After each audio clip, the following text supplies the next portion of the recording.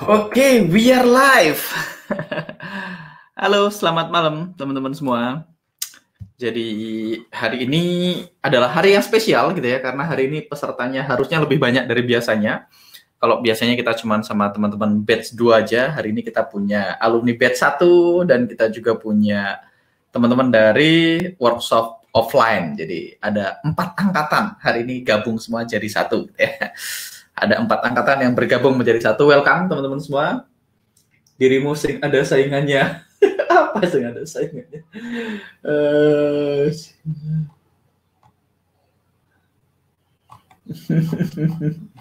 Oke, teman-teman, jadi tadi saya ada kelas NLP. Jadi ceritanya saya ada kelas NLP dan saya harus leave kelasnya karena sudah jam 9 dan kelasnya belum selesai gitu ya.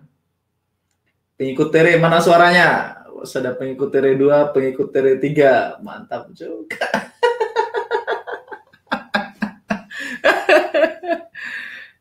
Kemarin ada yang namanya Kampung Durian, sekarang ada yang namanya pengikut Tere. Oke, teman-teman, jadi malam ini teman-teman yang batch 2 udah menyelesaikan semua gitu ya, sudah menyelesaikan semua materinya gitu ya, sudah selesai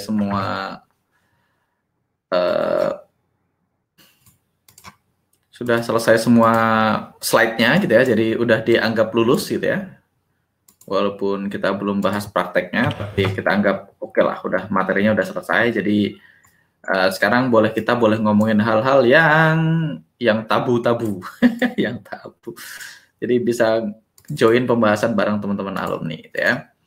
Jadi hari ini kita akan bahas seperti biasa, kita akan bahas banyak hal. Salah satunya teman-teman hari ini hari weekend gitu ya, karena weekend kita nggak akan bahas live charting gitu ya.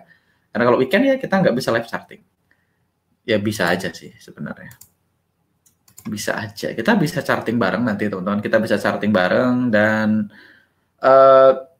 saya lebih akan membahas tentang gimana caranya teman-teman menentukan ekspektasi ya, gimana cara backtestnya. Kayak kemarin ada yang nanya, Mas, saya udah ngumpulin 30 transaksi pakai rule yang standar, apakah nanti boleh ganti rule gitu ya setelah itu atau gimana gitu ya teman-teman. Jadi banyak teman-teman yang bingung ini kalau udah dites gitu ya, terus hasilnya negatif atau positif, apakah boleh langsung diganti baru 30 transaksi gitu ya?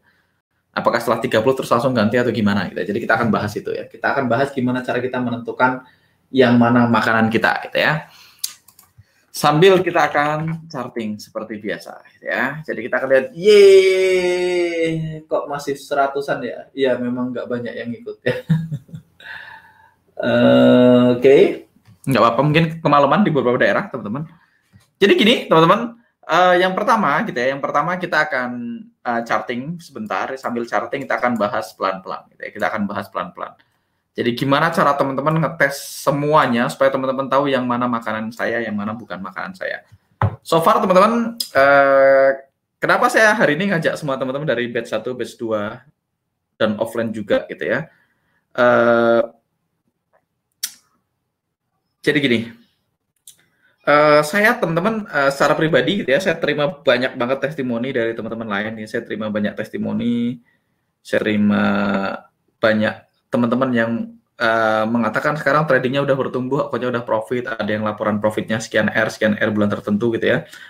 Jadi ada beda-beda gitu, ada yang teman-teman memang ngalamin profit beberapa R gitu ya di beberapa bulan terakhir gitu ya, dan ada beberapa teman-teman lain yang, bentar saya lagi cari screenshotan saya. Favorit tebak gambar Instagram WhatsApp di GPMIMO. Gimana larinya dia? Jadi ada beberapa teman-teman yang sudah mulai menemukan, wah saya sudah tahu makanan saya gimana, Mas. Tapi ada beberapa teman-teman yang masih bingung makanan saya gimana. Bahkan ada beberapa teman-teman mungkin yang beranggapan kayaknya UFO nggak work gitu. Dan saya sangat mengerti gitu ya. Dan sah-sah aja, tidak ada yang salah atau benar. Sekali lagi teman-teman hari ini mau profit semua, saya nggak dapat keuntungan finansial tambahan. Teman-teman mau MC semua, saya juga nggak dapat keuntungan finansial tambahan. Teman-teman mau loss semua juga, saya tidak dapat duit lebih. Jadi teman-teman mau profit, mau loss, sebenarnya nggak ada hubungannya dengan uang saya. Itu yang pertama. Yang kedua, banyak orang memang banyak orang mereka berada di kelas yang sama, mereka belajar dari guru yang sama, temannya sama. Banyak orang juga nggak nggak apa ya, ada yang berhasil, ada yang enggak, dan itu hukum alam. Dan selalu yang berhasil akan apa ya, akan lebih banyak dari yang tidak berhasil akan cenderung lebih banyak dari yang berhasil. Itu juga udah hukum alam, itu terjadi di semua aspek kehidupan kita gitu. Bukan hanya trading lah, kita ngomongin apapun gitu, yang kuliah, yang sekolah, semuanya mostly yang sukses, yang berhasil akan lebih sedikit daripada yang gagal gitu ya. Jadi kalau kita ngomongin trading aja, di industri trading cuma 4% orang yang berhasil make it gitu ya. Jadi 4% itu ya sedikit dibandingkan 96% orang losing money di forex market gitu. Jadi apa ya? Saya pengen bahas, jadi kayak tadi pagi teman-teman ada beberapa teman-teman yang update, yang kirim ke saya testimoni gitu ya, kayak ada yang ini barusan tadi pagi saya bacain. Selamat sore Mas Angga, semoga hari ini dan seterusnya Mas Angga selalu sehat bersama keluarga di sana dan selalu dimudahkan rezekinya, amin. Saya suka banget setiap hari saya didoain orang gitu ya. Saya cuma mau bilang terima kasih banyak atas apa yang sudah Mas ajarkan ke saya dan teman-teman sewaktu kelas STM. Memang selama ikut kelas dan sampai kelas selesai saya memang jarang bertanya, bahkan tidak pernah, karena saya benar-benar mengikuti apa saran dari Mas Angga. Hasilnya memang luar biasa. Di bulan pertama, yaitu pertengahan bulan April, saya ikut kelas dan mendapatkan akses auto UFO. Saya sudah melakukan pencatatan forward test, walaupun hasil akumulasinya di 1:1 minus 1R, di 1:2 BEP. Walaupun hasil transaksinya tidak full 1 bulan, dan masuk bulan Mei, saya belajar terus mencari area yang cocok buat saya dan melakukan pencatatan. Hasilnya akumulasinya 1:1 profit 1R, 1:2 4R, dan 1:3 3R. Jadi cuman profit 3R sih, gak gede ya, 1R 2R, 1R di 1:1, 1:2 4R, 1:3 3R. Saya sangat bersyukur sekali dengan hasil seperti ini, karena waktu kelas ada beberapa yang bilang kalau teman-teman di kelas masih loss di bulan Mei, sedangkan saya profit, padahal kita satu kelas dengan guru yang sama. Dan di bulan Juni sampai sekarang, setelah Mas Angga mengajarkan materi yang cukup expert, setelah kelas akumulasi saya meroket, Mas, di 1:1 12R, 1:2 18R, dan 1:3 20R. Saya menggunakan risk 0,5% per trade. Sekali lagi terima kasih banyak Mas ilmunya selama ini. Sekarang saya akan masuk ke market dan tidak buang-buang uang.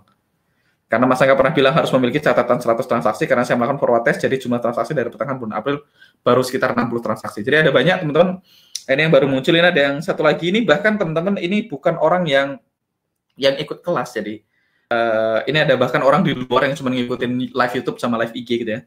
Terima kasih banyak atas ilmunya, ini juga barusan kemarin hari yang sama. Terima kasih banyak ilmunya yang Mas Angga berikan, meskipun saya cuma bisa nonton dari live Instagram, story, dan Instagram YouTube channel Mas Angga. Karena belum ada uang buat ikut kelas, sekarang saya sudah mulai profit, Mas. Keajaiban dari Tuhan memang luar biasa, saya terpilih jadi trader yang berkesempatan ikut dalam event Traders Family 5 miliar, di mana saya diberikan modal 1.000, lalu akhirnya di akhir event saya bisa mendapatkan 30% dari profit. Saya berharap terus tetap bisa konsisten profit, sehingga nantinya uangnya dari Traders Family ini bisa digunakan untuk ikut kelas Mas Angga. Saya juga berharap masih ada kelas Mas Angga lagi supaya saya bisa ikutan. Ini transaksinya 1,5 bulan terakhir, Mas. Sekali lagi terima kasih banyak atas ilmunya. Sehat selalu, Mas. Sukses selalu. Saya percaya Tuhan akan membalas jasa-jasa Mas Angga. Saya punya banyak banget teman-teman, teman-teman yang DM ke saya non kelas gitu ya, teman-teman yang di luar kelas gitu ya, yang di luar kelas yang belum pernah ikut survival to mastery gitu ya. Mereka melakukan pencatatan dengan sangat disiplin dan banyak di antaranya making money. Dan saya juga tahu banyak di antara teman-teman yang hari ini juga masih struggle gitu. Jadi ya nggak semuanya profit gitu ya. Saya juga sadar, dan saya juga nggak akan mampu bikin semua teman-teman profit hari ini gitu ya. Jadi pasti nggak akan bisa atau jangan pasti nggak akan bisa sih. Saya sih berharap saya bisa bikin semua teman-teman yang hadir di sini profit, tapi pada akhirnya teman-teman tetap harus ngelakuin PR-nya gitu ya.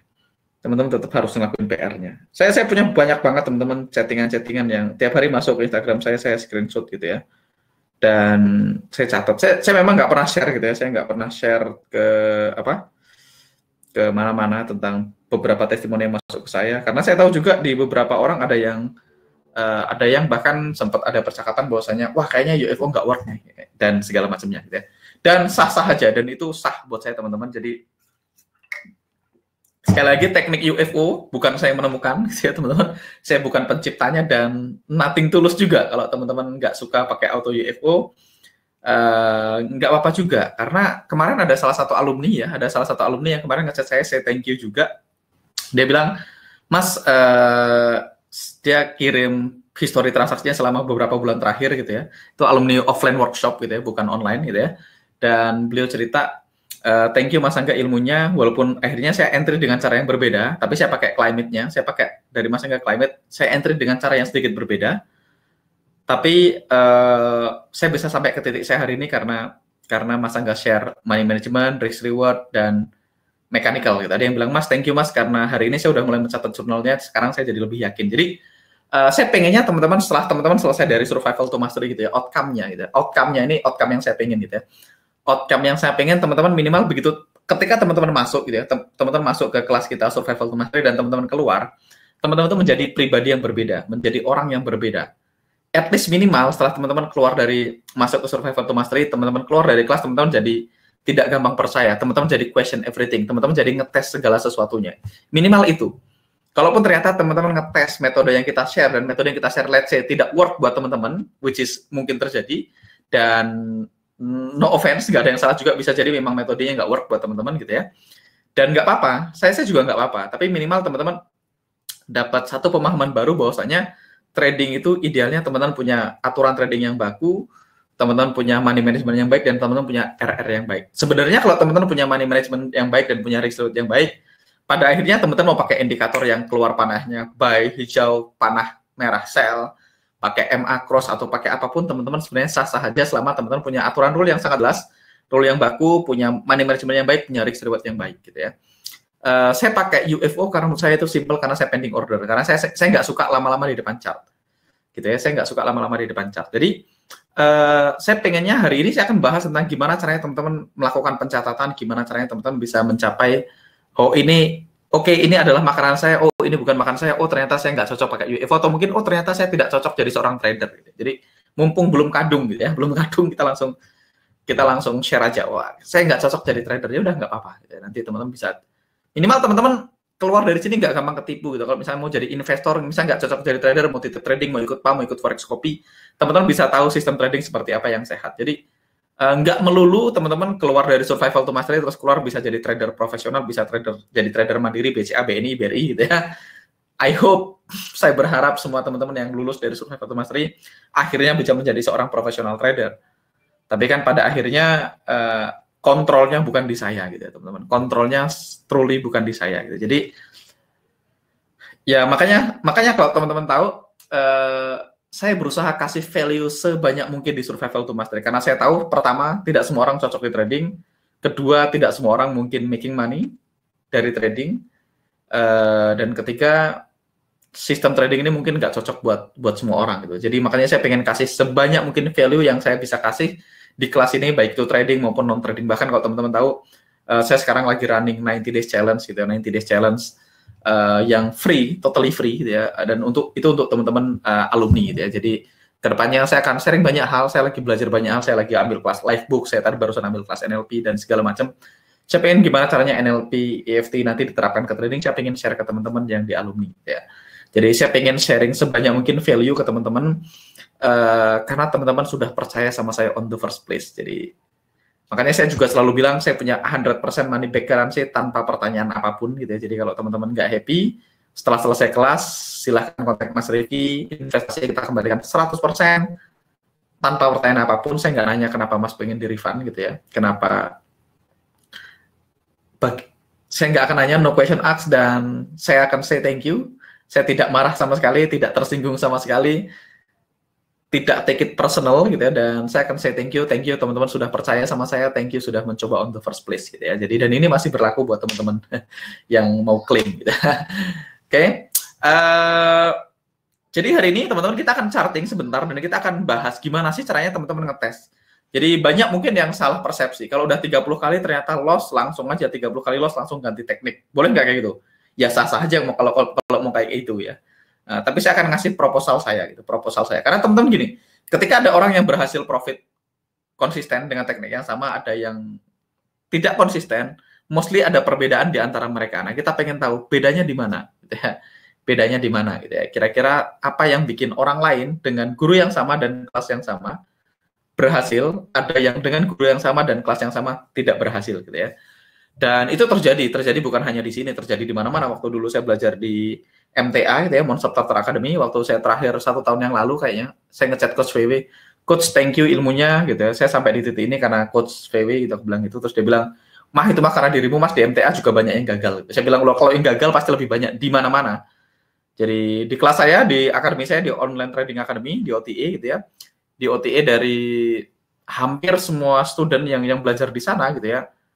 Mungkin baru saya yang udah nggak mikirin gimana-gimananya. Most of them, mungkin 98% dari mereka itu masih struggle, masih nyari holy grail, masih percaya ada teknik rahasia yang diumpetin sama instrukturnya. Ada satu ilmu rahasia yang instrukturnya masih umpetin dan kayaknya nanti dibagikan di level yang lebih tinggi. Jadi sampai hari ini, sampai detik ini teman-teman, bahkan mereka pengen Sam Siden datang ke Indonesia, mereka harus dengar langsung dari Sam Siden. Karena mereka bingung, instruktur A ngomong ini, instruktur B ngomong ini. Tantangannya adalah ketika di kelas kita punya 100 lebih master, mungkin 70-an master instructor, semuanya stylenya beda-beda, dan student ini karena mereka cuma mau gampangnya aja gitu. Banyak student ya, sekali lagi banyak teman-teman student di tempat saya itu, mereka cuma pengen tahu yang diambil yang mana Mas, ini gimana Mas, kalau saya ini saya mendingan yang mana. Jadi mereka lebih suka kayak gitu. Jadi kayak misalnya dia nanya sama Sam Siden, Sam, kalau ada dua level gitu ya, kalau ada dua level UFO, misalnya ada dua UFO cell gitu ya, kalau ada dua UFO cell, satu di sini misalnya, ini UFO cell, saya akan kasih warna merah gitu ya. Terus satunya di sini gitu ya. Yang mana yang diambil? Saya akan jawab, UFO yang di atas gitu ya. UFO yang di atas itu semakin mahal harganya, semakin tinggi UFO-nya, semakin mahal, semakin bagus. Artinya semakin tinggi UFO-nya, semakin kuat. Apalagi kalau di bawahnya ada UFO lain. Ini kata Sam Siden. Kalau di bawahnya ada UFO lain, begitu harga masuk ke UFO, dia harus ketemu sama unfill order di bawahnya. Dia harus berantem sama di sini, berarti buy order yang terjadi di sini sudah ke-filled.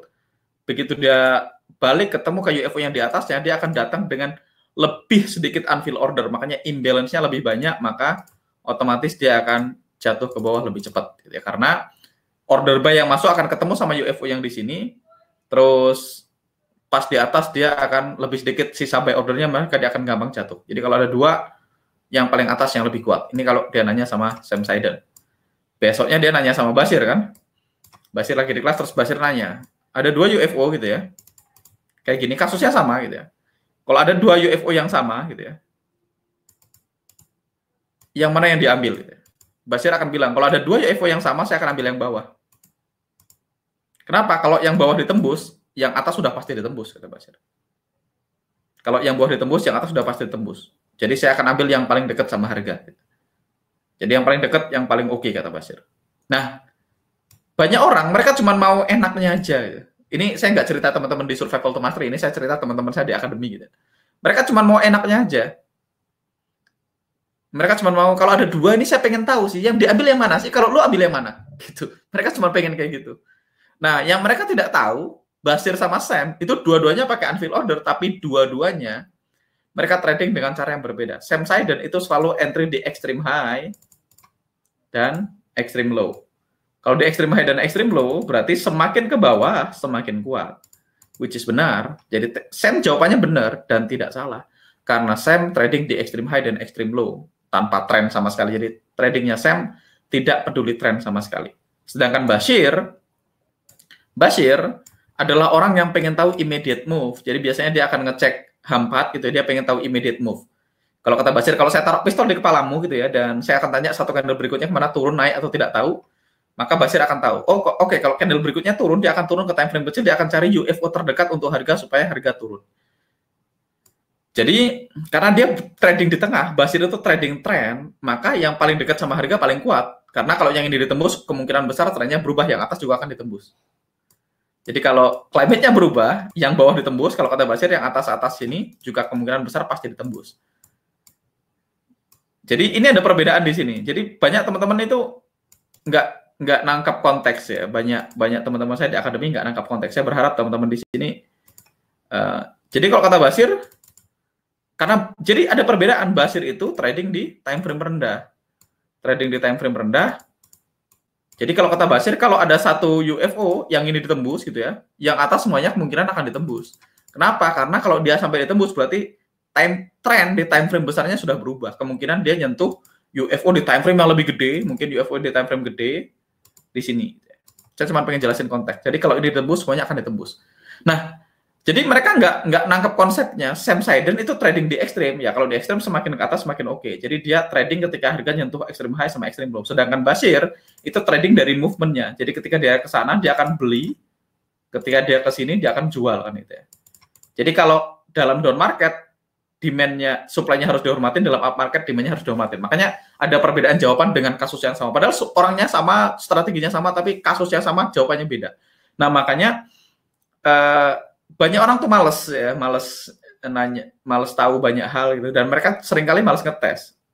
Coba sebenarnya nggak usah ditanya, dites aja semuanya. Kalau caranya Basir, mana yang lebih work, caranya saya mana yang di luar, sebenarnya pertanyaan ini nggak akan muncul. Saya selama di kelas, saya hampir nggak pernah nanya sama mentor saya, karena saya ngetes terus-terusan gitu ya. Nah jadi, teman-teman, agak tricky sebenarnya saya. Kalau ada teman-teman yang nanya, gitu, misalnya teman-teman nanya ke saya, gitu, teman-teman nanya hal yang agak advance, begitu saya jawab yang agak advance, nanti yang basicnya langsung dilupain, atau nanti lu kemarin begini kok sekarang begini gitu. Jadi agak-agak tricky ya. Makanya saya hari ini mau share semua dari yang paling konservatif sampai agresif. Nah, saran saya teman-teman tes. Kalau malas ngetes, yuk jangan trading, berhenti trading mumpung belum kadung ya. Mumpung belum buang-buang duit ya berhenti aja sekarang gitu. Kalau malas ngetes gitu ya. Karena kalau nggak ngetes nggak akan timbul confidence-nya gitu ya. Jadi saya shortcut aja, kan masa nggak udah ngetes, ngapain ikutan ngetes sendiri gitu. Kan masa nggak udah ngetes. Nah, teman-teman boleh nggak ngomong karena masa nggak sudah ngetes? Ya sah-sah aja, saya sudah ngetes. Tapi kan karena saya ngetes, saya tahu area-area seperti apa yang kondisi seperti ini kadang SL, area-area seperti apa yang kondisi seperti ini kadang TP. Nah kalau teman-teman nggak ngetes sendiri, teman-teman nggak ngalamin itu yang pertama. Yang kedua, teman-teman kalau nggak ngetes sendiri nggak akan pernah confidence, nggak akan pernah pede entry area-area itu, ya. Jadi ada banyak hal yang kalau teman-teman nggak ngetes sendiri nggak bisa. Jadi saya akan kasih semua rule-nya. Saran saya teman-teman tes 100 transaksi forward test ke depan, ya, 100 transaksi forward test. Demo aja atau teman-teman garis saja gitu ya. Kalau teman-teman merasa wah UFO nggak work dan teman-teman merasa ada satu strategi di luar sana yang work dan lebih masuk akal, totally fine, dan saya tidak akan tersinggung dan saya tidak akan marah dan tidak apa-apa. Karena pada akhirnya trading ini bisnis pribadi ya, dan UFO toh juga bukan saya menemukan gitu. Jadi saya nggak akan merasa offense, tidak akan take it personal. Gitu ya. Saya akan bahas chat dulu sebelum kita masuk ke backtestnya. Oke.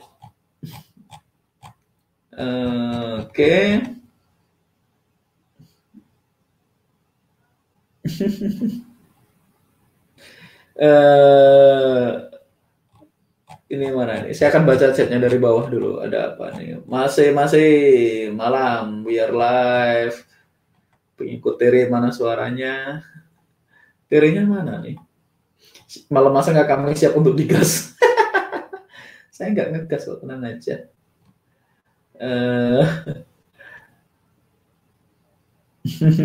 Semangat Tuhan pasti kasih yang terbaik bagi yang memiliki mindset positif. Amin.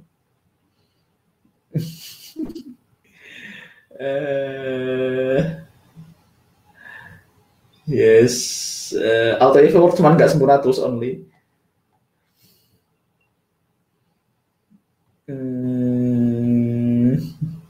Tommy STM, dan ini pembahasannya yang pengen gue tahu.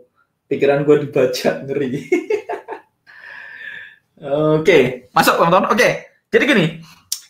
Saya akan very honest sama teman-teman, saya akan jujur sama teman-teman, auto UFO itu tidak sempurna ya, auto UFO itu tidak sempurna. Secara pribadi nanti ke depannya kalau teman-teman kita punya banyak waktu, kita akan belajar bedah auto UFO-nya. Bukan bedah auto UFO-nya, saya pengen bahas gimana cara kita garis sebenarnya. Jadi auto UFO punya limitation, ada beberapa area yang akhirnya nggak digaris sama auto UFO gitu ya, kalau kita tarik manual. Tapi auto UFO itu better than nothing ya, daripada orang-orang yang nggak punya tools, ya di awal lebih bagus pakai auto UFO gitu ya. Dan auto UFO sebaiknya bagus juga karena untuk mechanical. Nanti saya juga pengen nge-share teman-teman perspektif saya terhadap area UFO. Nanti saya akan bahas perspektif saya yang di luar UFO. Ini perspektifnya saya dapat dari Stephen Hanaho gitu ya. Oke. Sekarang kita akan bahas Euro USD H1. Euro USD H1. Yang pertama kita akan bahas adalah climate dulu ya. Euro USD H1 climate. Step 1 gitu ya. Climate. Climate ini outcome-nya ada tiga teman-teman. Satu, tidak confirm gitu ya. Tidak confirm berarti dotnya tipis. Dua, Satu tidak confirm berarti dotnya tipis. Dua confirm dengan current lebih kecil dari atau sama dengan STD. Tiga confirm tapi current sudah lewat gitu ya. Jadi currentnya lebih besar dari STD. Jadi climate ini teman-teman mau di otak-atik kayak gimana pun outcome-nya cuma 3. Outcome-nya cuma 3. Ada hari di mana dotnya tipis, ada hari di mana current-nya dotnya tebal dan current-nya lebih kecil dari STD-nya, ada hari di mana dotnya tebal tapi STD-nya sudah lewat gitu ya. Jadi yang pertama teman-teman, gimana sih kita menggunakan climate gitu? Atau saya akan jawab gimana scoring saya terhadap climate. Jadi sebenarnya teman-teman, climate ini kan sekali lagi adalah odds enhancer atau istilahnya odds enhancer itu adalah tambahan probability. Posisi paling ideal gitu ya. Posisi paling ideal saya akan urutkan dari yang paling konservatif gitu ya. Posisi paling ideal gitu ya. Posisi paling ideal yang bisa teman-teman lakukan adalah yang pertama adalah climate sebaiknya gitu ya. Saya akan tidak bold. Climate itu sebaiknya pilihannya climate pilihannya 1 confirm dengan current lebih kecil atau sama dengan STD. Jadi ini yang ideal. Jadi ini adalah ideal. Atau kita bisa bilang konservatif. Jadi ini kalau teman-teman mau orang yang sangat konservatif, teman-teman pengen the highest possibility trade dengan climate, berarti teman-teman sebisa mungkin aiming hanya entry ketika climate-nya confirm dengan current lebih kecil atau sama dengan STD. Jadi ini yang paling konservatif. Saya ngecek ini. Kalau auto Evo nggak bagus, nggak mungkin Mas bayar per bulan terusnya. Dan semalam saya cek Mas di semua chart. Ternyata areanya benar-benar super. Itu area yang saya share kemarin di PowerPoint. Menurut saya itu UFO super jika di area tersebut. Makasih share-nya Mas Angga. Ya, ya tapi tidak sempurna. Makanya saya bilang tidak sempurna tapi better. Ya. Tidak sempurna tapi better. Ya. Jadi pertama, teman-teman, kalau teman-teman sangat konservatif, pastikan teman-teman hanya entry ketika climate-nya confirm dengan current lebih kecil daripada STD. Tapi ada yang nanya, Mas boleh nggak kalau expired? Ya sah-sah aja. Boleh-boleh aja. Kasta kedua, gitu, kasta kedua adalah current-nya confirm, climate confirm, tapi current sudah lebih besar dari STD. Jadi ini saya nggak akan bold. Jadi ini tipis. Jadi ini termasuk agresif, lumayan agresif.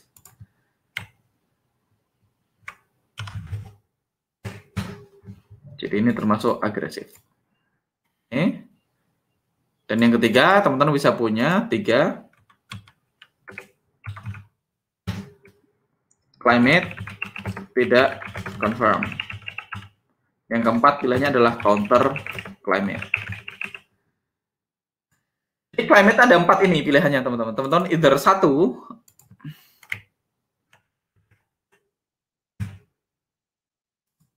saran saya yang tebal ini yang disarankan gitu ya, rekomendasi yang tebal adalah teman-teman hanya entry jika dan hanya jika climate-nya confirm dengan current lebih kecil atau sama dengan STD. Ini ideal. Ini konservatif. Berikutnya agresif adalah kalau teman-teman yang penting climate-nya confirm, current-nya lebih lewat nggak apa-apa, tetap disikat. Boleh nggak? Boleh-boleh aja. Yang ketiga, climate-nya tidak confirm, berarti lower probability. Yang keempat, counter climate. Counter climate saya tidak rekomendasikan. Gitu ya. Saya tulis di sini counter climate tidak direkomendasikan. Kecuali teman-teman sudah ngerti trading di ekstrim ya. Ini belum kita bahas. Ya. Di awal teman-teman tidak direkomendasikan counter climate. Jadi semakin tinggi, semakin ke atas, semakin tinggi probability-nya. Nah, gimana kita tahu apakah saya sebaiknya ngambil yang mana? Ya kalau teman-teman sangat konservatif ya saran saya yang nomor 1. Tapi saran saya dites. Teman-teman tes saja, nanti dibikin aja PowerPoint-nya.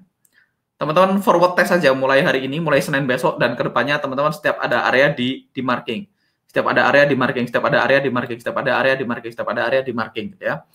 Jadi counter climate tidak direkomendasikan, berarti saya tidak akan coret aja ya teman-teman. Saya nggak akan taruh di sini. Jadi teman-teman hanya boleh ngikutin 3 ini aja.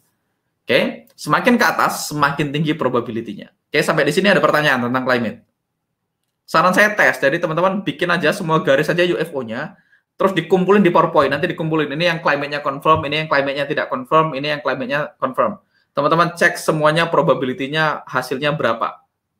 Jadi harusnya kalau climate-nya tidak confirm, berarti yang confirm dan ini masuk semua ya. Jadi kalau misalnya teman-teman punya setup, teman-teman akan punya 3 PowerPoint. Teman-teman akan punya 3 grup, ya, 3 kelompok ya.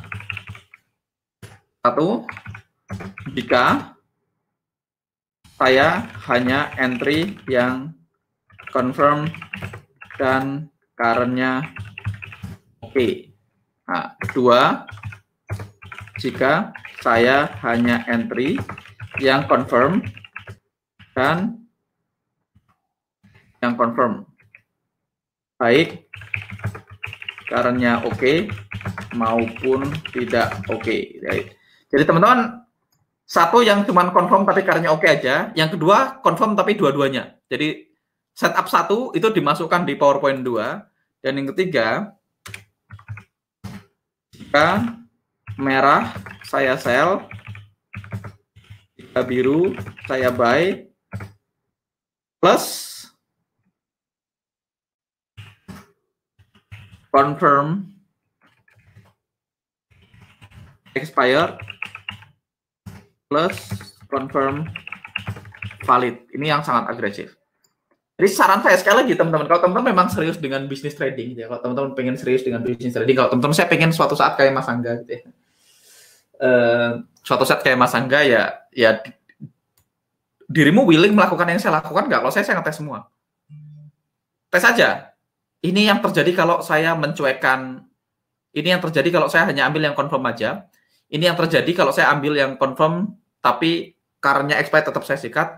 Atau ini yang saya terjadi jika climate-nya saya cuma gunakan sebagai arah aja. Kalau merah saya buy, kalau biru saya sell.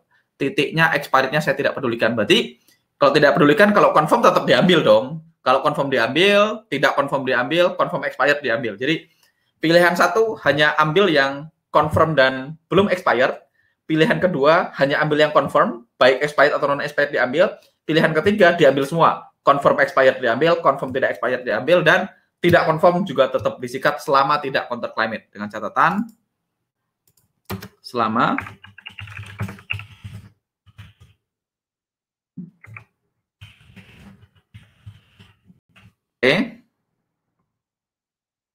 jadi ini.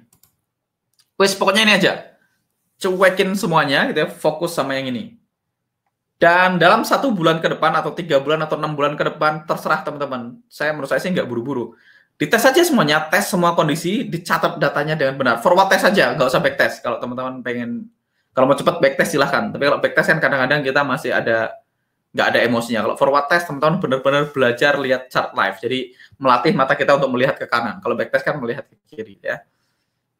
Kecuali backtestnya pakai replay juga oke sih sebenarnya. Pakai replay juga oke. Tapi teman-teman pakai replay sama aja ya. Pakai replay sama aja atau teman-teman pakai ini juga boleh. Dicatat 3-tiganya gitu ya. Boleh entry pakai democon, boleh nggak entry, boleh digambar aja. Yang kedua, climate udah selesai, clear. Berikutnya adalah entry. Komponen keduanya adalah entry.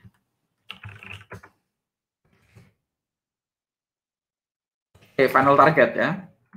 Final target. Final target ini teman-teman bisa pilih. Final target ini pilihannya cuma 3 gitu ya. Pilih 1. Final target ini teman-teman bisa nonton video saya tentang cara menentukan take profit yang ideal. Sudah bahas di YouTube. Teman-teman cek di YouTube saya yang terakhir gitu ya, di YouTube.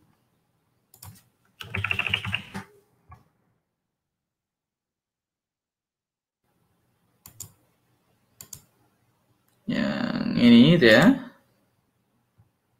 Ini video terakhir, live terakhir yang cara menentukan take profit yang ideal. Teman-teman nontonnya di sini. Teman-teman cek final target. Oke. Final target biasanya orang nggak punya, teman-teman nggak punya. Punya masalah biasanya 3 entry gitu ya. Entry. Nah, entry ini ada banyak banget pilihannya. Nah, entry ini yang mungkin bikin teman-teman bertanya-tanya. Entry seperti apa yang diambil? Entry seperti apa yang diambil gitu ya. Entry. Nah, entry ini teman-teman, saya akan geser ke sini. Saya akan bahas rule standarnya prediktif adalah UFO, UFO,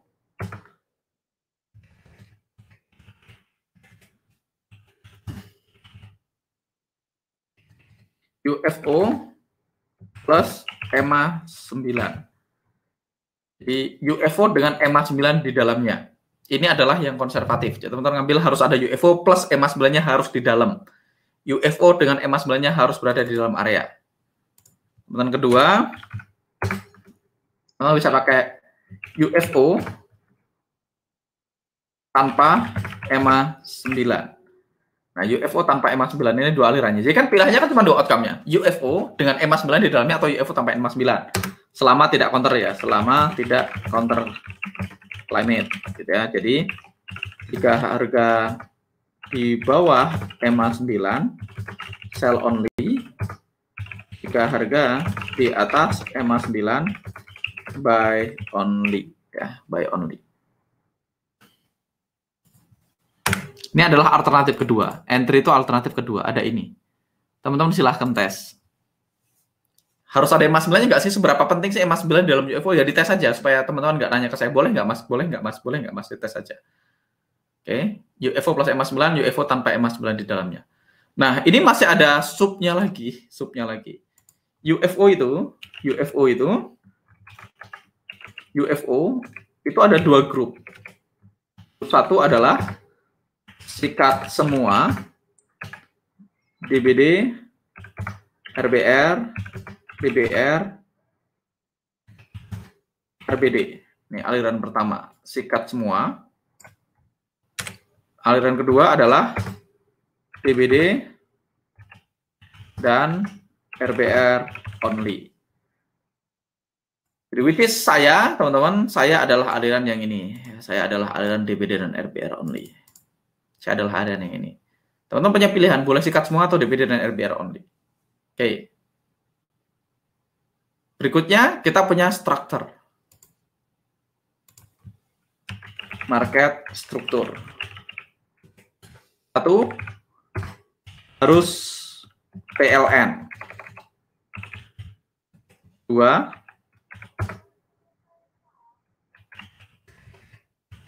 nggak harus PLN, asal dia bikin new high atau new low. Tiga, tidak harus PLN atau new high atau new low. Selama ada UFO yang valid, sikat. UFO yang valid ini nanti rule-nya beda banyak. UFO yang valid berarti teman-teman saran saya adalah UFO plus EMA 9.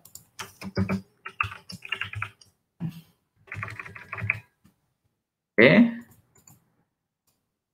Jadi ini ada UFO, ada market structure, Nah, PLN sama ini nanti kita akan bahas lebih banyak di alumni. Jadi entry itu pilihannya ada beberapa.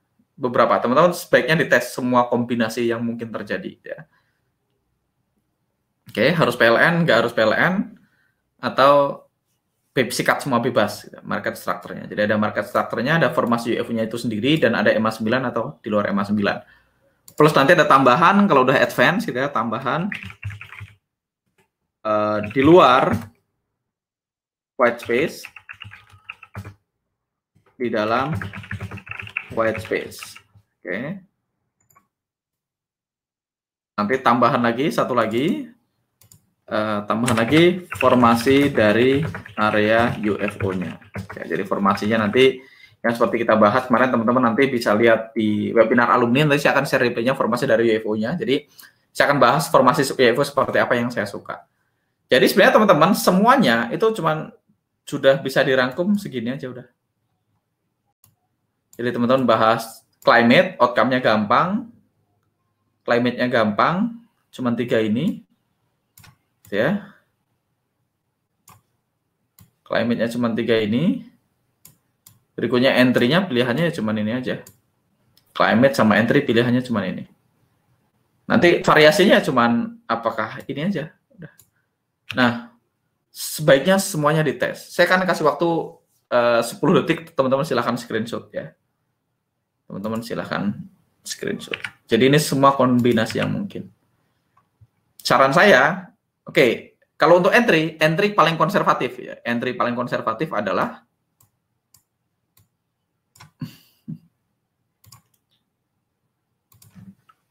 entry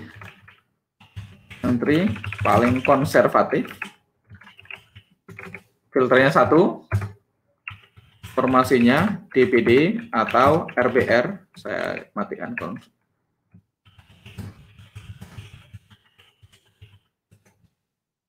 satu, formasinya harus DPD atau RBR gitu ya. 2, membentuk PLN gitu ya. 3, ada EMA 9, 4 di luar white space.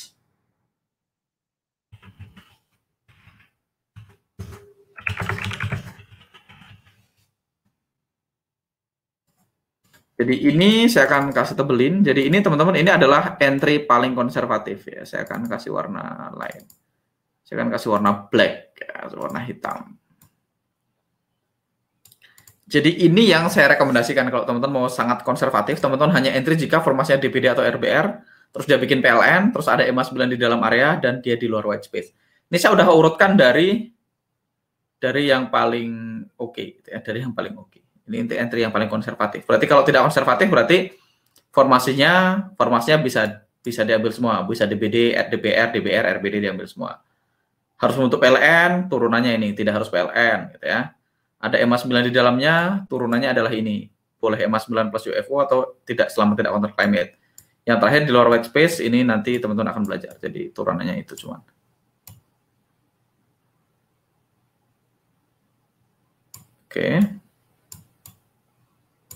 Oke, silahkan kalau mau di screenshot, saya akan kasih waktu 10 detik sebelum kita akan masuk ke charting dan ke pertanyaan gitu ya. Oh siap, makasih Mas. Feel bad edge.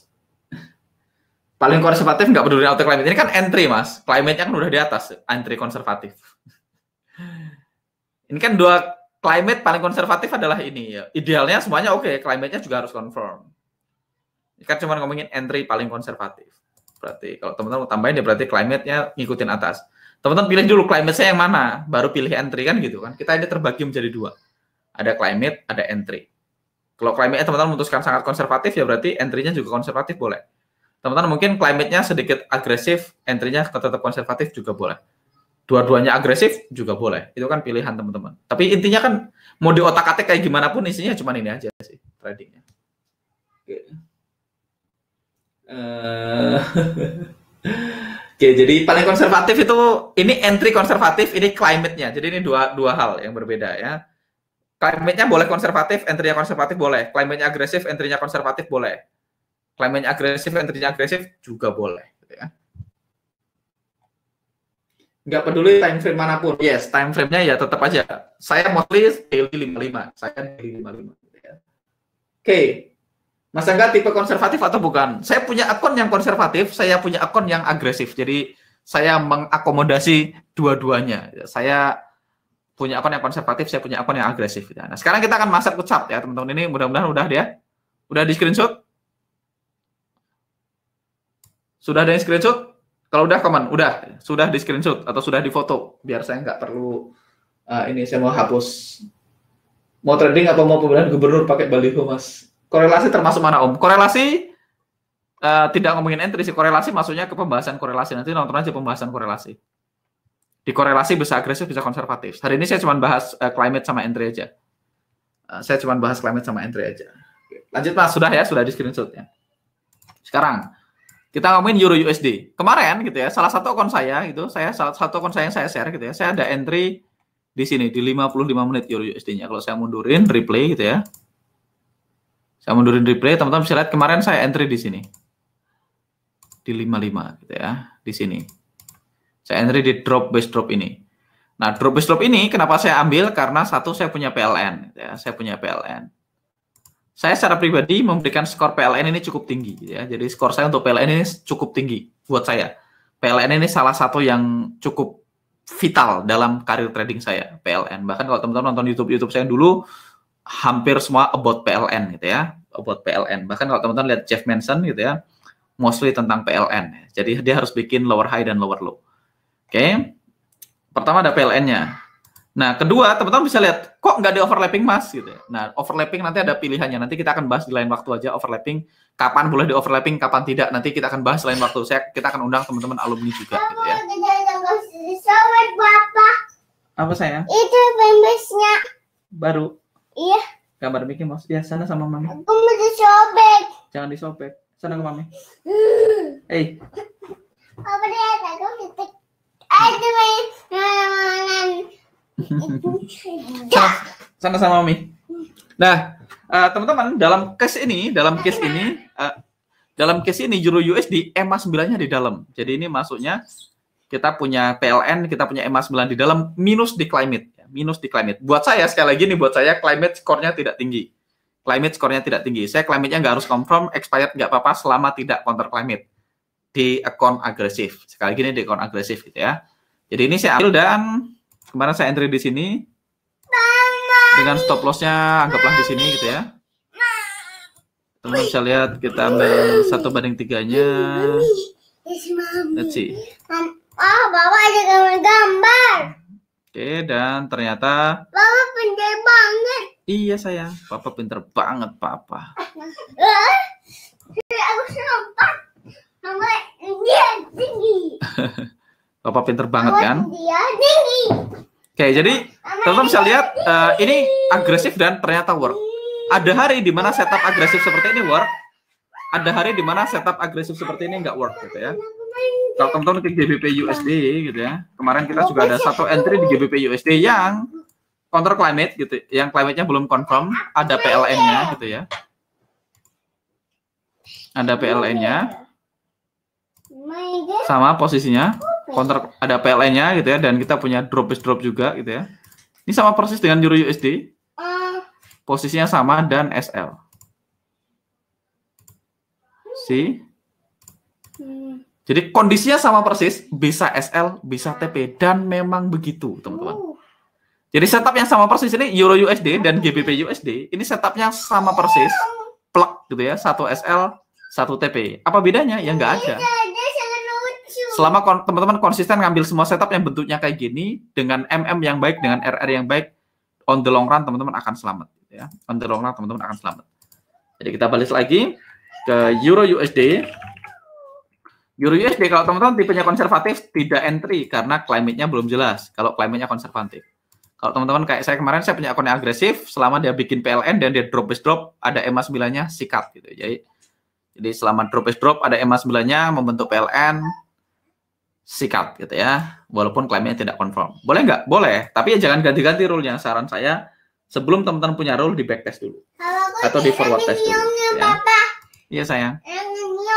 Sama Mami itu dilangin meongnya. Oke. Nah, berikutnya. Sekarang nggak ada entry nih Euro USD. Berikutnya, kalau saya gitu misalnya, area seperti ini saya nggak akan ambil. Ini rally base drop. Rally base drop bukan makanan saya nggak akan ambil. Ini teman-teman bisa lihat ini ada drop base drop. EMA-nya masih jauh. Nah, saya juga nggak akan ambil kayak gini.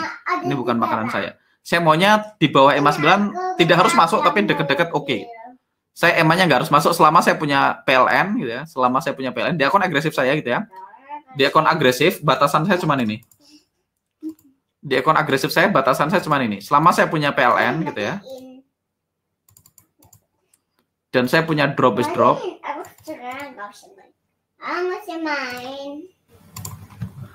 DBD gitu ya. Dan clean, jelas, gampang dilihat, semuanya oke, tidak di dalam white space gitu ya. Selama saya punya DBD yang clean, tidak di dalam white space, maka saya tetap akan ambil. Selama dia tidak jauh-jauh banget dari EMA 9. Jadi nggak bisa areanya di bawah, EMA-nya di atas. Jadi saya pengennya deket-deket EMA 9. Deket-deket EMA 9 tapi tidak harus masuk ke dalam. Jadi ini batasan akun agresif saya. Akun agresif saya batasnya cuma ini. Selama dia drop base drop, really clean, ya kabar buruknya ada hari di mana SL. Kayak GBP USD harusnya saya nggak SL tuh. Kalau saya harus climate confirm, GU saya tidak perlu SL. Tapi EU juga nggak TP.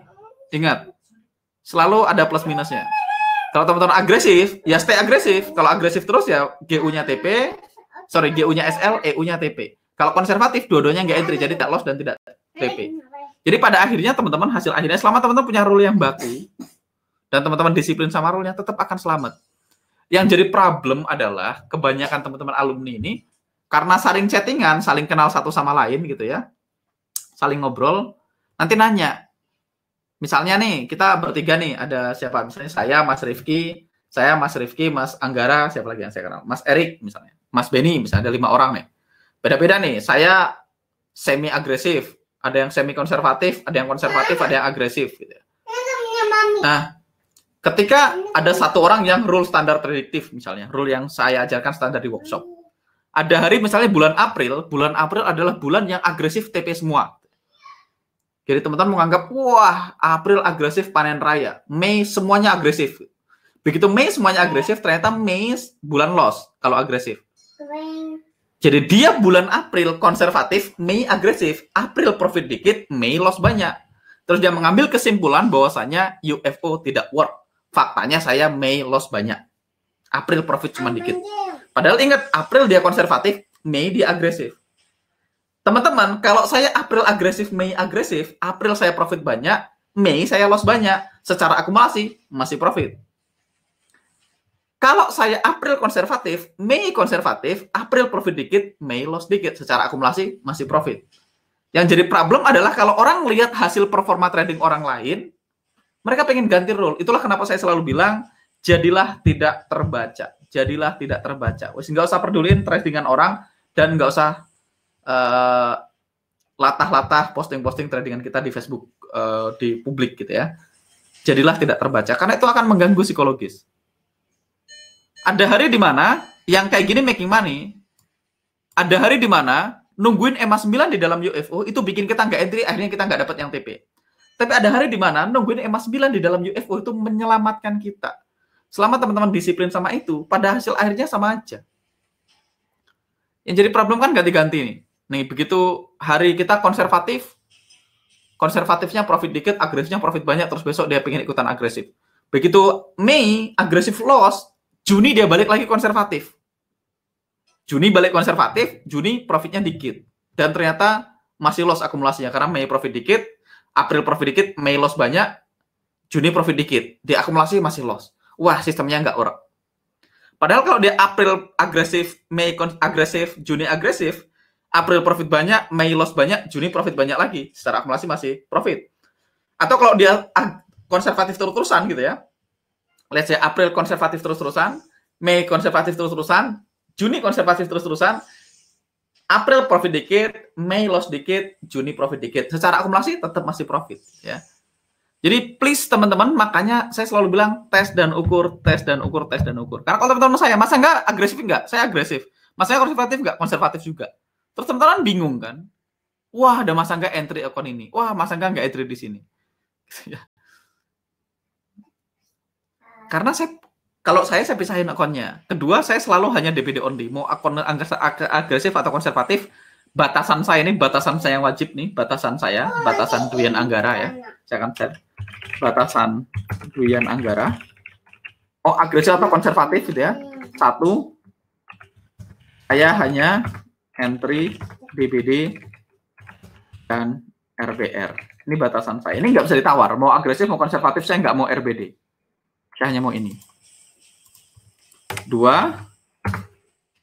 harga EMA harus di dalam atau dekat area. Jadi saya mau harganya di dalam atau dekat-dekat area. Ya. Jadi kalau terlalu jauh juga nggak mau. Oke. 3, harus bikin new low atau new high. Harus bikin new low atau new high. Minimal bikin new low atau new high. Seagresif-agresifnya saya, semabok-maboknya saya tetap punya batasan ini. Jadi di akun saya yang paling agresif sekalipun, saya tetap harus DBD atau RBR, tetap harus bikin new low, tetap harus bikin new high, dan EMA-nya harus deket-deket area, nggak bisa jauh banget, gitu ya. Nggak bisa jauh banget, gitu ya. Ini seagresif-agresifnya saya, semabuk-mabuknya saya, batasannya ya ini. Dan teman-teman juga harus tahu seagresif-agresifnya saya itu RIX-nya 0,5%. Di akun yang agresif gitu ya. Kalau akunnya RIX yang bisa 1%, kadang 2% gitu, itu rule entry-nya sangat ketat. Tapi kalau rule entry-nya longgar, berarti RIX-nya kecil. Jadi jangan dibalik. Kalau rule entry-nya longgar, RIX-nya harus ketat. Kalau RIX-nya sedikit longgar, maka rule-nya harus ketat. Jangan dibalik. RIX-nya longgar, rule-nya longgar. Oh ya, cepat berdarah-darah. Kalau pas lagi profit panen raya, kalau pas lagi loss berdarah-darah. Akhirnya terus gampang putus asa, psikologisnya kena.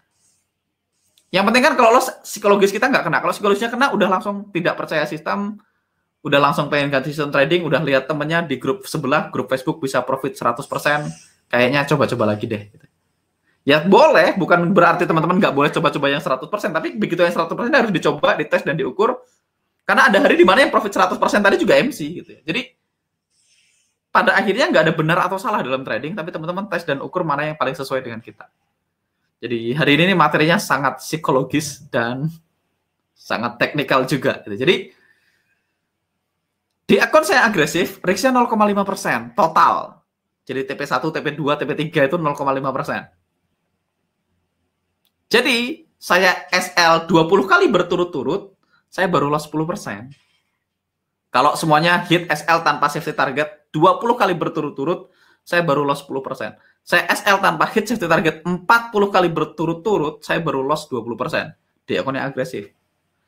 Sebaliknya, akun yang sangat konservatif, yang harus PLN, harus DBD, harus RBR, harus ada EMA 9 di dalamnya, dan di luar white space, RIX-nya boleh sedikit lebih gede. Tapi entry-nya lebih jarang, jadi nggak kehajar juga. Kalau profit juga lumayan, karena RIX-nya gede. Nah, banyak orang pengen cepat kaya dari trading gitu ya, RIX-nya dilonggarin, rule-nya dilonggarin, yang belangsak. Padahal sebenarnya nggak salah juga RIX-nya dilonggarin, rule-nya dilonggarin, selama dia stay dengan itu ketika hari loss itu terjadi. Semua orang tuh bisa bilang, wah saya SL oke lah kalau pas hari profit juga banyak. Tapi pada prakteknya, apakah bisa nahan? Belum tentu. Selama teman-teman stay di hari loss, dan stay di hari profit, nggak ada masalah RIX-nya dilonggarin, rule-nya dilonggarin. Cuman biasanya kalau RIX-nya dilonggarin, rule-nya dilonggarin, ketika SL beruntun, psikologisnya kena, nggak berani entry, analisnya jadi nggak objektif lagi. Itu yang kita hindarin, ya. Saya bukan setan-tan. Habis. Mas, kalau untuk climate, rule-nya DA Trade yang mana, Mas? Kalau untuk climate, saya climate-nya scoringnya rendah. Di akun saya yang konservatif, yang penting climate-nya tidak di-counter. Yang penting nggak counter climate. Saya kalau merah ya saya sell, kalau hijau saya buy. Artinya selama harga di bawah EMA 9 saya sell, di atas EMA 9 saya buy gitu ya. Jadi kalau dia dotnya tebal dan caranya oke, bonus. Kalau dotnya dotnya tebal dan expired, masih disikat. Tapi teman-teman, kita punya bulan, sekali lagi karena saya nyatat datanya, saya ada bulan di mana saya berdarah-darah hanya karena mengabaikan expired. Kalau saya menghindari semuanya expired, ada bulan di mana saya bisa selamat lebih sedikit SL-nya. Dan saya harus ingatkan kalau itu terjadi. Tapi saya sudah tahu, jadi saya sikat aja. Karena ada bulan kayak tadi Euro USD, ada hari di mana kalau saya mengabaikan climate, saya entry dan TP. GU, ada hari di mana saya mengabaikan climate, saya SL. Ada hari di mana saya mengabaikan expired, SL beruntun. Ada hari di mana saya mengabaikan expired, TP beruntun. Jadi pada akhirnya teman-teman harus terima konsekuensi dari pilihan yang kita ambil. Ingat, di muka bumi ini dalam hidup teman-teman boleh memilih apapun yang teman-teman inginkan. Yang tidak bebas adalah milih konsekuensinya. Milihnya mah bebas, konsekuensinya nggak bebas gitu ya.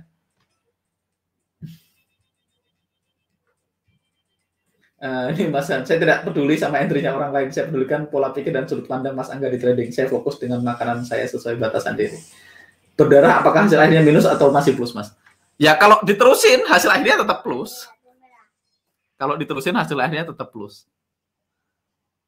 Karena kan kita sama-sama tahu untuk MC itu teman-teman butuh loss beruntun. Kalau risknya 2% untuk MC berarti butuh 50 kali salah. Tapi kan SL 13 kali kalau beruntun kan langsung nggak berani entry.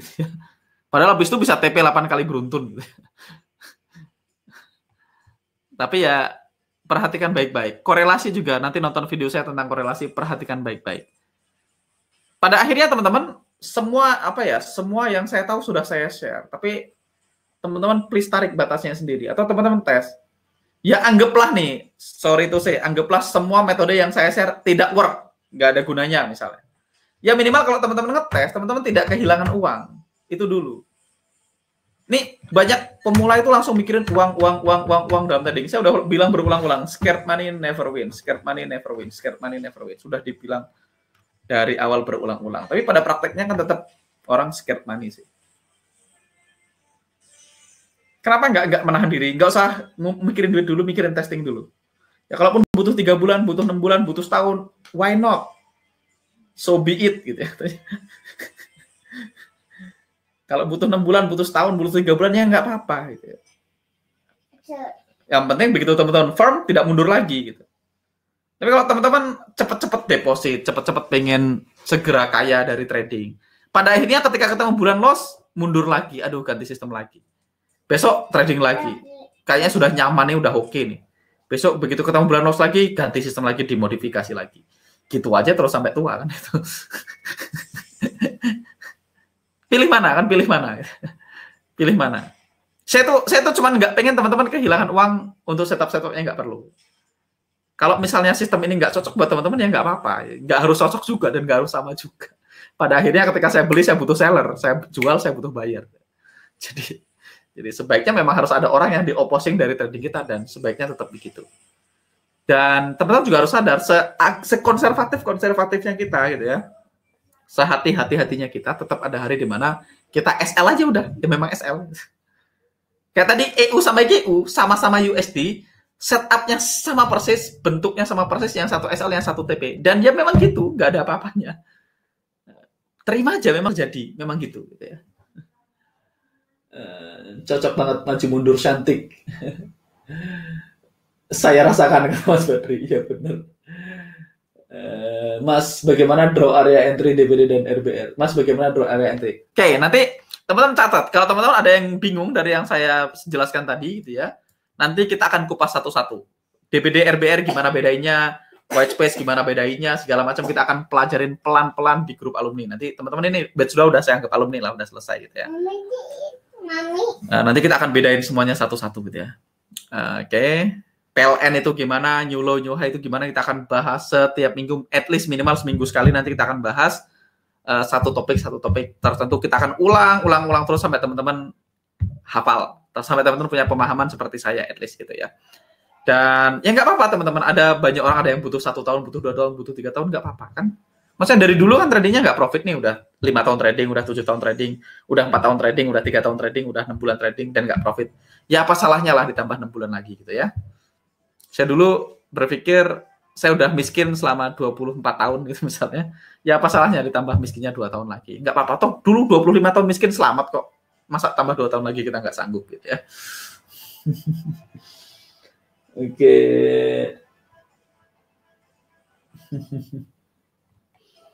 Oke coach, untuk saat ini saya tes dan ukur RR dan MM yang baku, jangan percaya omongan orang lain, percaya sama diri sendiri, batas dari psikologis trading. Aku padamu mbak gitu. Nah ini kemarin setuju mas, kemarin ngikutin live tradingnya Serian Matthew, prediktif simpelnya nentuin UFO pakai TF240 aman-aman, selamat juga, core-nya sama. Tes dan ukur saya ATM, teks mas pencerahannya mas Batu. Ya, Serian Matthew itu sangat bagus ya teman-teman. Dulu Serian Matthew ini salah satu orang yang sangat aktif ngajar di XLT. Berarti dia baru saja resign dari OTA, itu berarti sekarang join di prediktif. Serian Matthew ini orang Dubai kalau nggak salah. Ya, Serian Matthew ini adalah lokal instructor di Dubai. Saya belum pernah ikut sesinya dia. Kayaknya dulu saya pernah ikut beberapa kali sesinya dia. Dia tipenya adalah sama, dia tipenya adalah trend, instructor kayak gini. Dia tipenya adalah trend. Dia biasanya pakai box kayak gini. Dia bikin box kayak gini, Serian Matthew. Serian Matthew ini yang paling mirip sama Irfan Patel. Saya ikut kelasnya Irfan Patel 2 kali kalau nggak salah. 2 kali apa ya? Ya. Biasanya Serian Matthew ini pakai kotak-kotak kayak gini. Serian Matthew oke, salah satu yang oke untuk diikutin ya. Nah, dulu saya ngajar kayak gini. Jadi dia mau di yang merah, dia maunya PLN. Ini buat kita kan PLN, dia bikinnya kotak-kotak. Berarti kan ini sebenarnya kan drop base gitu kalau down market gitu ya. Jadi karena pada akhirnya nggak ada habisnya teman-teman. Mas PLN itu DS time frame ya, yes. Aku padamu Mas Angga. Akun Mas Angga yang paling konservatif itu climate-nya nggak apa-apa melebihi current. Yes, saya climate-nya scoringnya rendah. Buat saya climate-nya scoringnya rendah. Expired nggak apa-apa selama saya punya PLN. Jadi selama entry-nya konservatif tadi. Saya punya PLN, saya punya EMA 9 di dalamnya.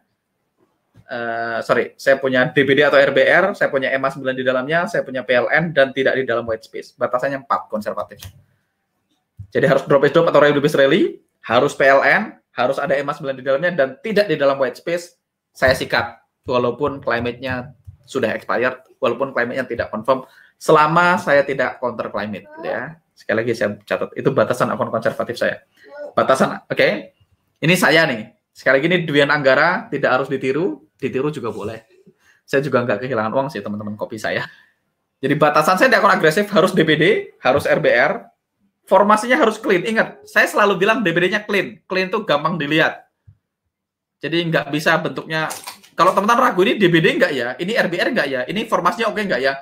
Begitu ada keraguan-raguan, coret. Kalau saya gitu. Kalau teman-teman namanya, Mas, DBD ini menurut Mas Angga bagus nggak? Kalau teman-teman masih pengen nanya itu bagus atau enggak, kalau undertaker saya, Mas, ini base-nya kebanyakan nggak? Pokoknya coret. DBD, RBR, coret, kata Dilan. Coret masa. Jadi pokoknya DBD dan RBR-nya harus clean. Kita tidak ada perdebatan itu DBD atau RBR. Ya.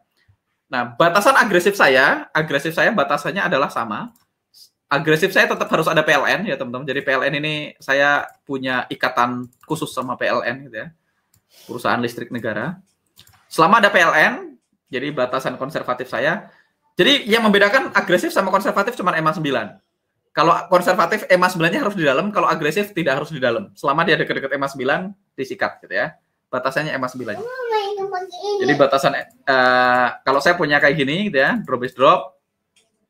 Kalau agresif selama saya punya kayak gini, EMA 9-nya sebaiknya di dalam gitu ya, dalam sini. Tapi kalau EMA 9-nya masih di atas ini, misalnya masih di atas ini, saya masih oke. Saya akan kasih contoh. Kemarin saya entry CHF-JPY. CHF-JPY, saya kemarin entry di sini di akun agresif saya. Tentu saja di konservatif saya tidak entry, teman-teman. Karena saya bilang saya entry di akun agresif, berarti tentu saja di akun konservatif saya tidak entry gitu ya. Nah, kemarin saya punya area ini, teman-teman. Saya kemarin sell di sini CHF Yen gitu ya, areanya ini. Ini adalah areanya. Saya akan mundurin aja biar teman-teman paham chartnya. Nah, ini hanya di entry yang agresif, yang konservatif saya nggak entry gitu ya. Oke, ini kalau teman-teman cek waktu di sini climate-nya juga kayaknya nggak confirm. Sampai sekarang climate-nya nggak confirm gitu ya. Nah, teman-teman bisa lihat saya punya PLN gitu ya, saya punya PLN gitu ya. Saya punya PLN gitu ya. Jadi teman-teman lihat saya punya PLN, saya punya drop base drop clean, tidak ada perdebatan. Semua orang tahu ini drop base drop. EMA 9-nya belum masuk. Nah, EMA-nya sebenarnya belum masuk, buat saya tetap oke entry. Dan ini TP ya, hampir SL karena saya punya buffernya 7, harusnya belum kena ya. 8370 ya, nggak kena nih SL-nya di sini.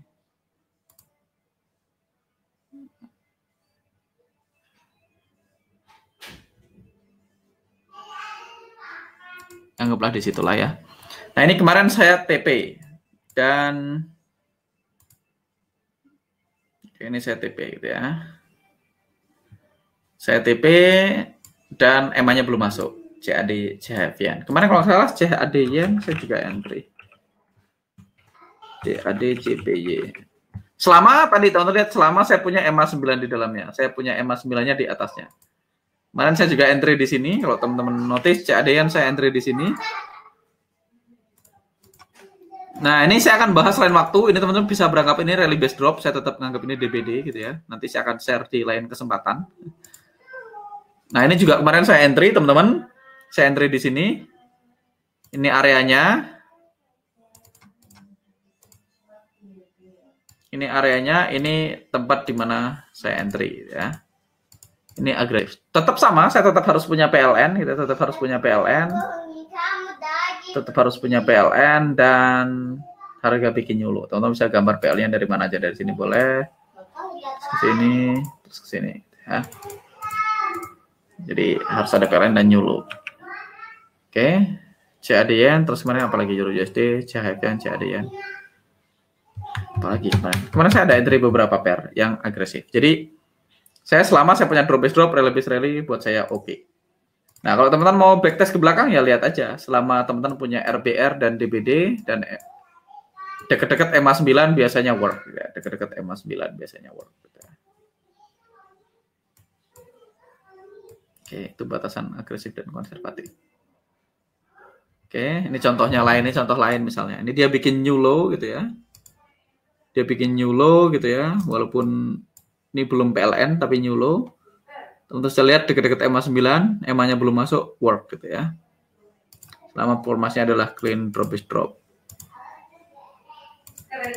Oke, teman-teman bisa lihat ini dia masuk ke sini dan work gitu ya.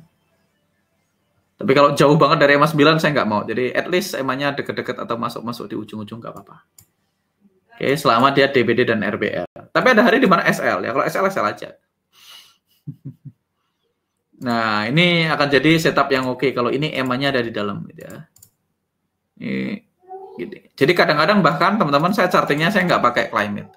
Nah, biasanya sekali lagi ini saya akan bahas di kesempatan berbeda, saya pakainya 55 dan 60 gitu ya. Jadi saya akan buka Firefox.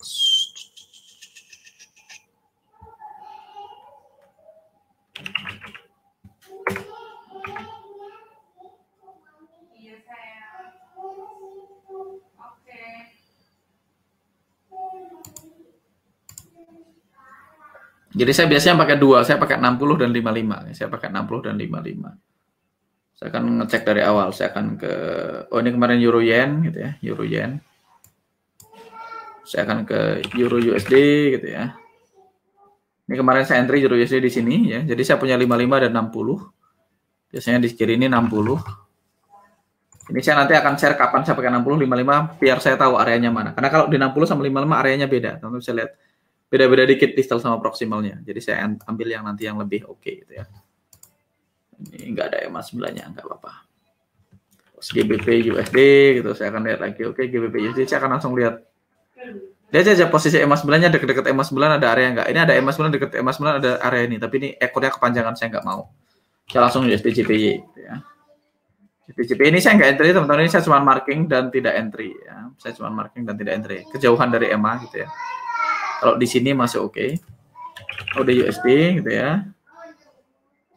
Udah USD kemarin nggak ada transaksi. Karena saya nggak punya area yang dekat-dekat EMA 9 yang clean drop is drop. USD CAD. USD CAD juga udah jelas white space kayak gini, saya akan hindarin. USD CHF. Ini juga white space nggak jelas kayak gini, udah hindarin gitu ya. NZD USD. Ini juga harga bolak-balik, white space, hindarin. Nah, teman-teman lihat, kalau harga bolak-balik kayak gini, hindarin. Euro GBP, saya maunya yang clear trending gitu ya. Euro GBP udah mulai agak clear trending gitu ya. Euro GBP ini sebenarnya ini memenuhi kriteria. Kalau sangat agresif ya, ini ada PLN-nya. Kalau saya lihat ini ada PLN-nya, tetap. Ya, ada PLN-nya dan ada areanya. Jadi ada PLN-nya di sini. Ada areanya nih, rally base rally. Ini kalau mbahnya agresif boleh diambil nggak? Boleh aja. Ini kan clean rally base rally. Bukan di 55 dan 60 sama. Ini tapi EMA-nya masih jauh banget. Bisa work, bisa SL. Nah, tinggal cek aja batasannya. Euro JPY. Ini kemarin Euro Yen. Euro AUD. Nggak jelas. Teman-teman juga bisa lihat ini PLN gitu ya, PLN tapi ini counter climate gitu ya. Ini PLN tapi counter climate. Teman-teman bisa lihat the power of PLN ya. The power of PLN dan drop is drop gitu ya. Ini saya nggak entry teman-teman, nggak diambil, cuman saya marking. Supaya saya tahu, oh kayak gini work. Saya ngapalin informasi aja. Sampai hari ini aja saya masih ngapalin informasi. Euro CAD. Nah, Euro CAD ini PLN juga drop base drop juga, dan ada EMA 9-nya. Gitu. Dia rally base drop. Ini saya entry beneran. Ini saya entry di sini. Karena ini PLN gitu ya. Oke. Ini PLN dan ada EMA 9-nya. Ini PLN dan ada EMA 9-nya, dan formasinya ini drop base drop gitu ya. Saya akan zoom in. Ini rally base drop. Jadi level on level, rally base drop. Saya entry di sini teman-teman.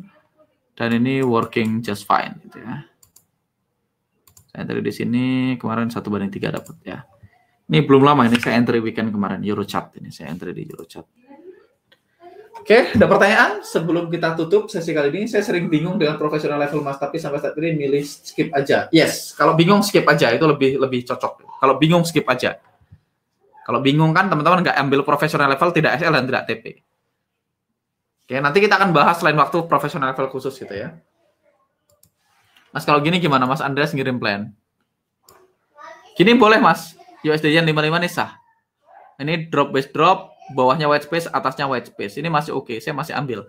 Minusnya ada white space di sini, tapi di kehidupan nyata saya masih mau entry nih kayak gini. Karena bawahnya ada white space-nya. Ini oke Mas Andreas.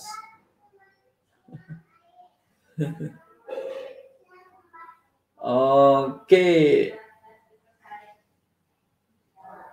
Area DBD EU kirinya WS. EU nggak WS amat sih.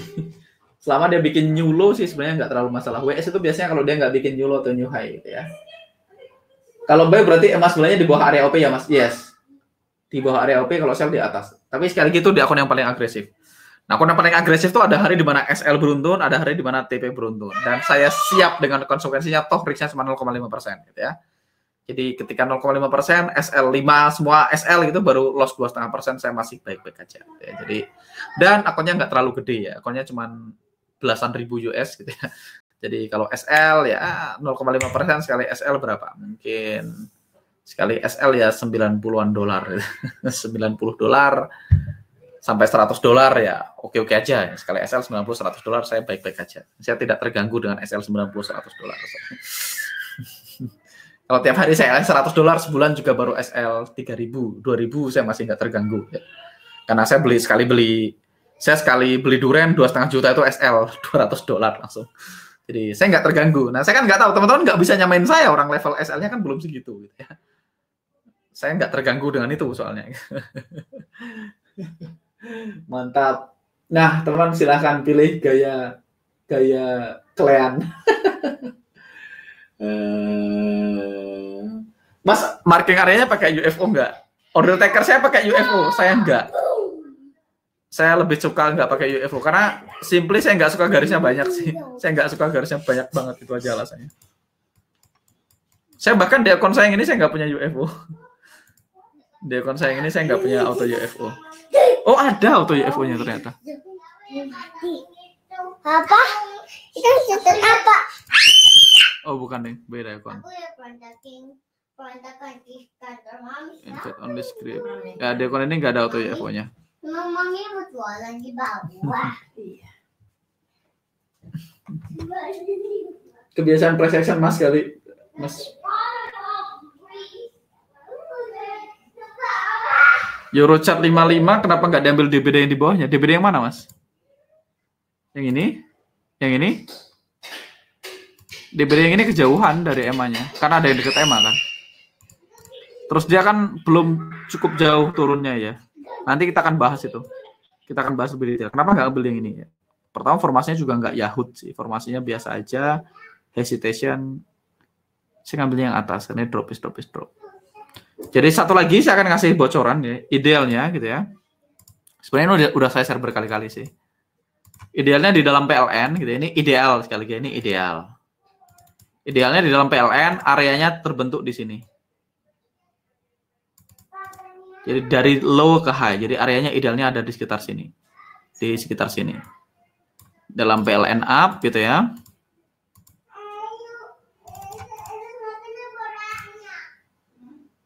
Saya akan taruh aja areanya segini ya. Biar teman-teman kebayang. Saya akan kasih garis putus-putus.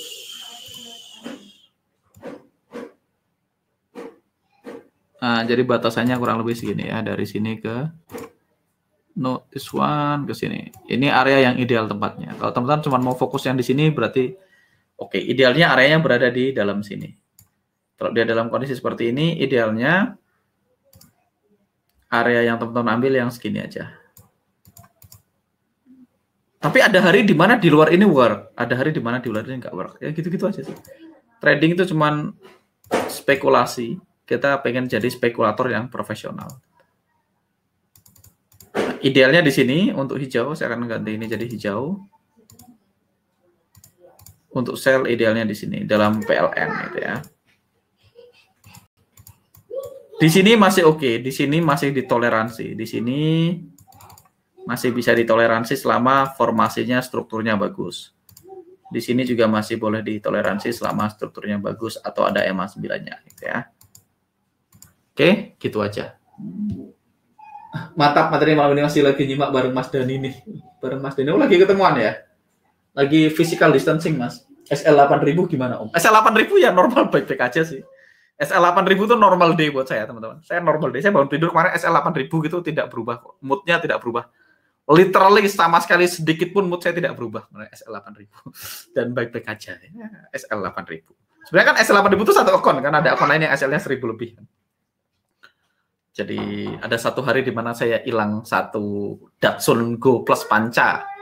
Atau hilang apa itu? Bentar, saya nyari mobil yang harganya segitu apa. Hilang hampir satu Avanza ya, belum expander sih. Dan normal ya, normal day saya.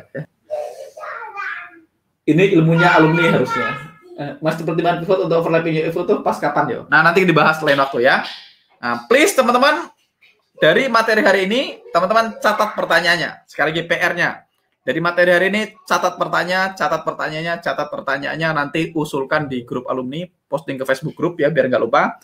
Posting ke Facebook group, tag saya di Facebook group, Mas nanti bahas ini di sesi berikutnya. Jadi kita akan kupas pelan-pelan sampai tidak ada pertanyaan yang tersisa. Walaupun tetap akan ada pertanyaan sih.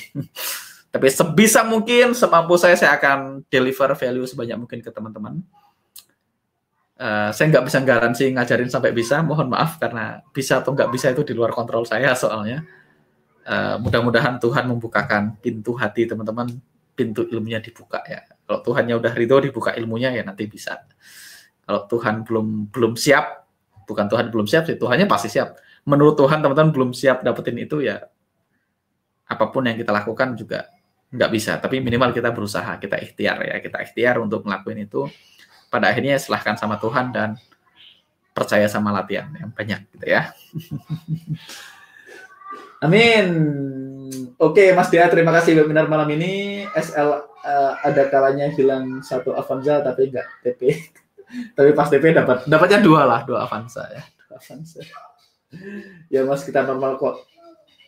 Jadi ada jarak badannya. Mas, untuk PLN low ke high atau high ke low, body candle atau shadow-nya candle, Mas? Shadow. Nggak harus body. Shadow-nya boleh. Oke, thank you teman-teman semua. Selamat weekend. Besok udah hari Senin. Trade safe. Pastikan pakai MM dan RR yang baik dan disiplin sama trading. Sama-sama Dylan. Shadow yang pamit dan sampai jumpa di live berikutnya. See you and bye-bye.